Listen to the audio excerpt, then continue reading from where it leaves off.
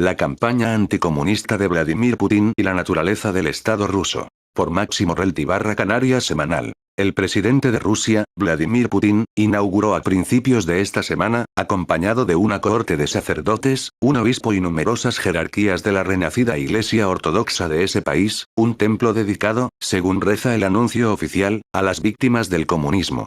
Como sucediera en la Rusia de los zares, el jefe del Estado fue acompañado a la ceremonia del acto inaugural por su confesor personal, el obispo Tijón Shevnukov. No faltan quienes resultan negativamente sorprendidos por este tipo de eventos. Y es que sucede que, de forma paradójica, dentro y fuera de Rusia, hay no pocos comunistas y gentes pertenecientes a la izquierda que no ahorran sus simpatías hacia el actual presidente de Rusia, Vladimir Putin. Sin embargo, la carrera de Vladimir Putin no difiere un solo ápice de la de cualquiera de los miles de burócratas de la antigua URSS, que integraron la casta estatal que se fue haciendo con el aparato del Estado soviético en el curso de las últimas décadas de la existencia de ese país. Una vez que las bases socialistas sobre las que se asentaba aquel país fueron destruidas, los burócratas que detentaban la dirección de las empresas públicas u ocupaban cargos de primera importancia en el aparato del Estado se apropiaron de lo que hasta entonces había sido propiedad colectiva. Uno de esos usurpadores fue Vladimir Putin, un abogado nacido en 1952, graduado en la Universidad Estatal de Leningrado y que, posteriormente, pretendió hacer carrera ingresando en el servicio de inteligencia soviético de la KGB. Hasta finales de los años 90, Vladimir Putin fue un perfecto desconocido en la Rusia postcomunista.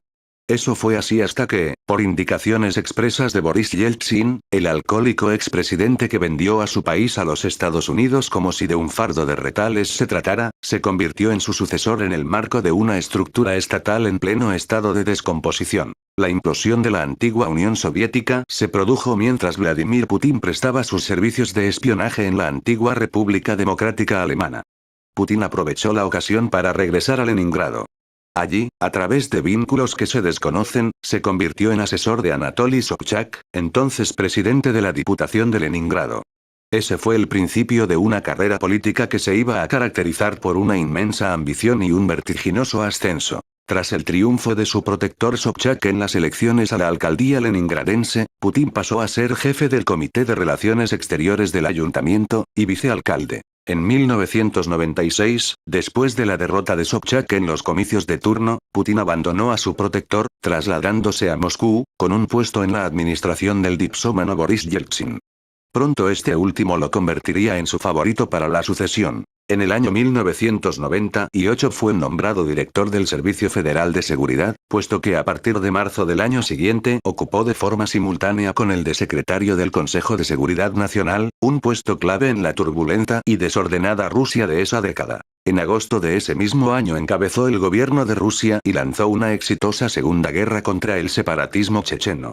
Hecho que, en un país inmerso en un caótico proceso de desmembramiento, le proporcionó una inmensa popularidad. Cuando Boris Yeltsin, acusado de múltiples escándalos de corrupción, anunció su dimisión el 31 de diciembre de 1999, Putin, de acuerdo con la nueva constitución rusa, se convirtió en presidente interino.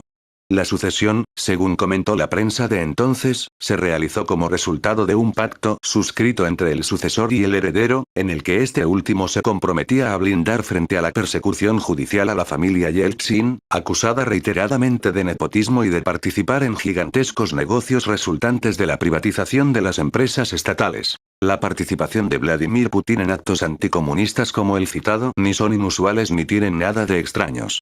Coinciden plenamente con la ideología dominante entre aquellos que se hicieron con el dominio de los restos del desvencijado Estado soviético y de sus empresas estatales.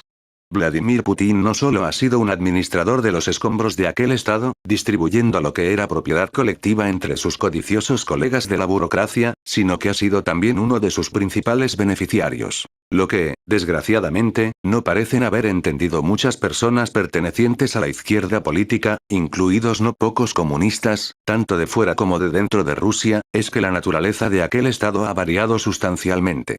Rusia no es ahora un firme baluarte, como lo fue en otra época, de la defensa de los intereses de los pueblos del mundo. El capitalismo ruso está hoy sometido al mismo tipo de tensiones generadas por las luchas interimperialistas que se producen en otras grandes superpotencias mundiales, como pueden ser Estados Unidos o China.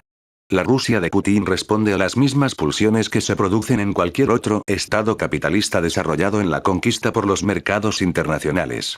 Como sucede en el resto de los países capitalistas, las empresas privadas rusas dominan el aparato del Estado y hacen que éste se encuentre en sintonía con los intereses de la clase social que allí detenta el poder económico. Qué mágico factor, si no, podría librar a Rusia de las contradicciones de la formación social capitalista de la que hoy forma parte. En su pugna contra sus competidores estadounidenses, determinadas actuaciones del gobierno ruso pueden coincidir de manera coyuntural con los intereses del pueblo de tal o cual país. Pero eso no cambia esencialmente lo fundamental de la cuestión. En momentos tan cruciales como los que vivimos, no tener en cuenta esa realidad equivaldría a olvidar peligrosamente cuál es la naturaleza del Estado ruso y de las contradicciones del mundo del siglo XXI.